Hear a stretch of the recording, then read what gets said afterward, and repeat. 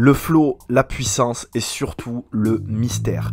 Aokiji Kuzan, quels sont ses objectifs? À quel point est-il puissant?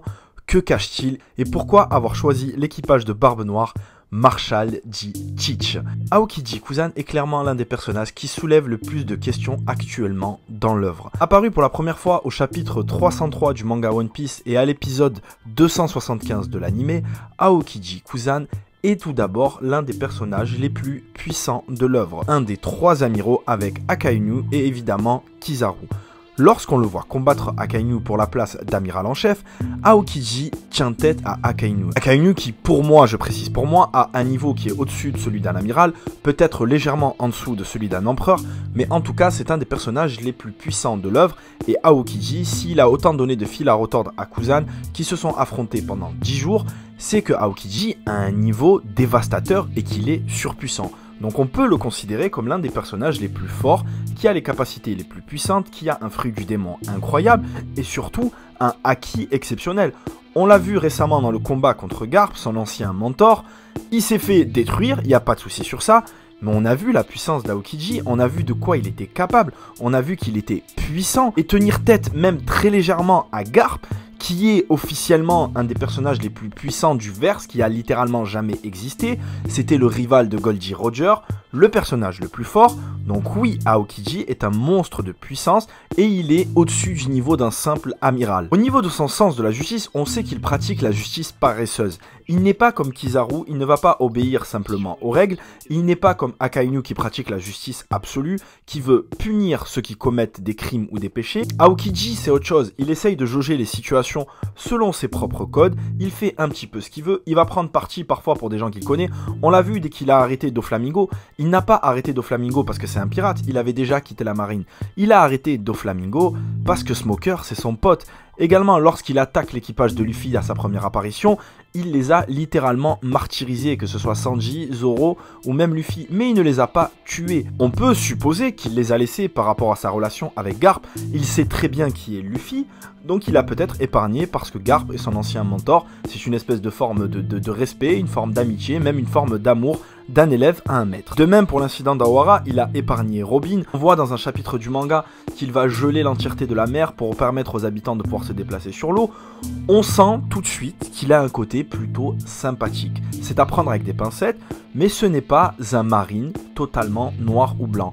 Et ce qui est puissant dans One Piece, c'est ce côté un petit peu gris, ce côté polyvalent. Les marines ne sont pas tous mauvais, les marines ne sont pas tous bons, et de même avec les pirates. C'est ce qu'on nous présente constamment dans One Piece. Il y a des pirates qui sont mauvais, qui pratiquent la piraterie, qui tuent des gens gratuitement et qui ont soif de puissance, et d'autres, notamment l'équipage des Mugiwara, qui vont se soucier des gens classiques, des gens dits normaux. Et je pense qu'Aokiji fait partie de ces personnages ambivalents de l'œuvre, et qui la rendent extrêmement intéressante. La question qu'on va le plus se poser, forcément, c'est qu'est-ce que veut Aokiji ? Est-ce qu'il a réellement rejoint l'équipage de Marshall D. Teach, dit Barbe Noire, l'un des personnages les plus intelligents et puissants de l'œuvre, réellement pour être pirate? Est-ce qu'il est encore dans la marine et c'est un espèce d'agent double qui enquête pour le gouvernement? Ou, bien évidemment, la théorie la plus répandue, la théorie qui vous a le plus convaincu dont tous les youtubeurs ont parlé, c'est un révolutionnaire. Et personnellement, je ne suis pas forcément convaincu par cette théorie. L'argument numéro 1, c'est qu'il ait épargné Robin. Mais il n'avait absolument pas conscience, à ce moment-là, que Robin allait rejoindre l'armée révolutionnaire. Deuxièmement, je pense, personnellement, et ça serait vraiment, et je le souhaite, un coup de maître de Oda, de l'avoir réellement rendu mauvais. Parce que lorsqu'on regarde le combat contre Garp, pour moi, il se bat à pleine puissance, il fait son max, il essaye clairement de tuer Garp, il ne fait pas semblant. Peut-être que son expérience dans la marine, peut-être que les trahisons qu'il a subies, il a voulu avoir un sens de la justice, il a voulu apporter son petit grain de sel au gouvernement, il s'est fait battre, il s'est fait rejeter, son maître l'attaque, son ancien chef a voulu le tuer, il n'est plus dans la marine, le métier auquel il a consacré toute sa vie. Peut-être qu'il a rejoint l'équipage de Barbe Noire réellement pour rejoindre un équipage puissant et se venger. J'espère que ça sera ça, parce que ça serait vraiment super intéressant de ne pas tomber simplement dans un truc de j'étais un agent double, un twist qu'on aura tous deviné. Franchement, ça serait épatant et super intéressant. L'argument pour moi qui vient un petit peu appuyer ça, c'est tout simplement l'intelligence de Teach. À quel moment est-ce que Barbe Noire aurait accepté un ancien amiral de la marine ? Il sait très bien qu'il va enquêter sur lui, il sait très bien qu'il va vouloir le faire tomber de l'intérieur. Peut-être que Teach est convaincu et qu'il a réellement les preuves, qu'il a pu jauger la situation et qu'il l'a accepté parce qu'il sait que Aokiji est sincèrement un pirate. Je ne sais pas, moi j'aimerais que ça soit ça, après ça reste un shonen classique, donc il y a de fortes probabilités que ce soit un agent double révolutionnaire ou même de la marine et qu'il soit encore au solde du gouvernement. En tout cas le personnage vient apporter un côté super intéressant à l'œuvre, j'ai kiffé le combat, et si on doit parler de flow, Aokiji est trop stylé, que ce soit ses techniques, que ce soit sa nouvelle tenue. De toute façon, moi, personnellement, la marine, je les trouve trop cool. Akainu, Kizaru, même Garp, je les trouve tous trop stylés.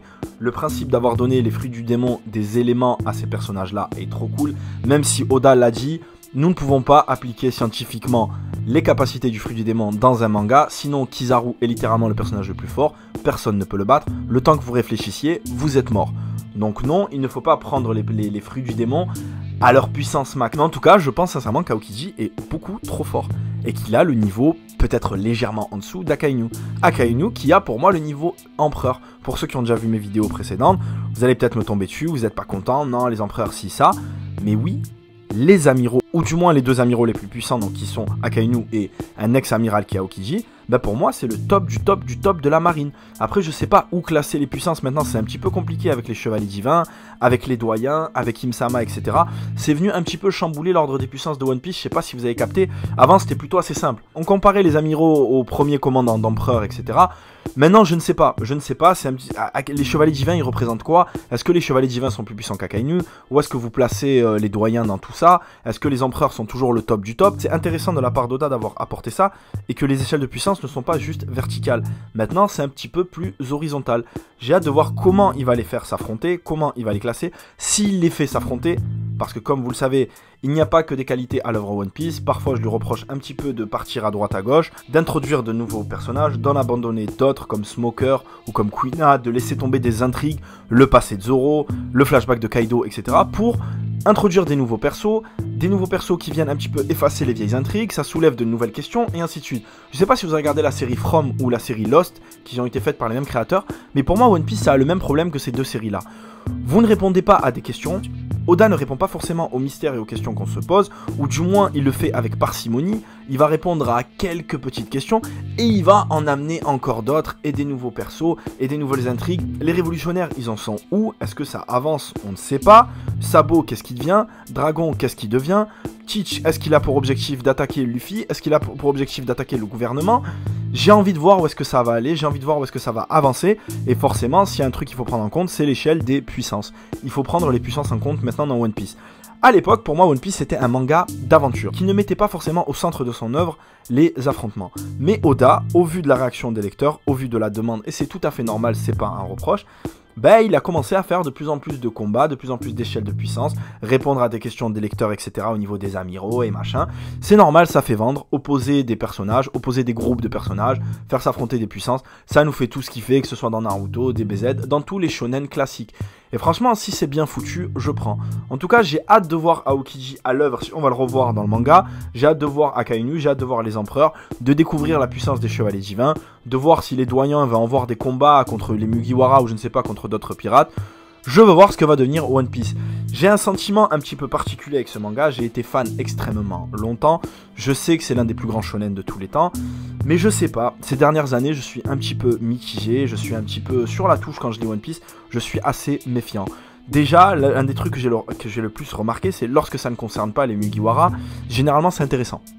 C'est l'intrigue autour des Mugiwara qui devient intéressante, et forcément autour de Luffy, mais pas que.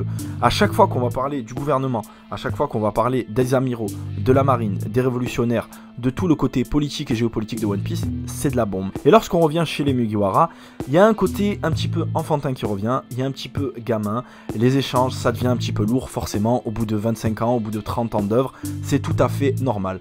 En tout cas, j'ai hâte de voir la suite. Mettez-moi en commentaire ce que vous avez pensé de la vidéo. Dites-moi ce que vous pensez pour l'avenir d'Aokiji. Est-ce que ça sera un révolutionnaire? Est-ce qu'il est réellement pirate? Est-il toujours à la marine? Peu importe, mettez-le moi en commentaire. Merci à tous et ciao, à la prochaine.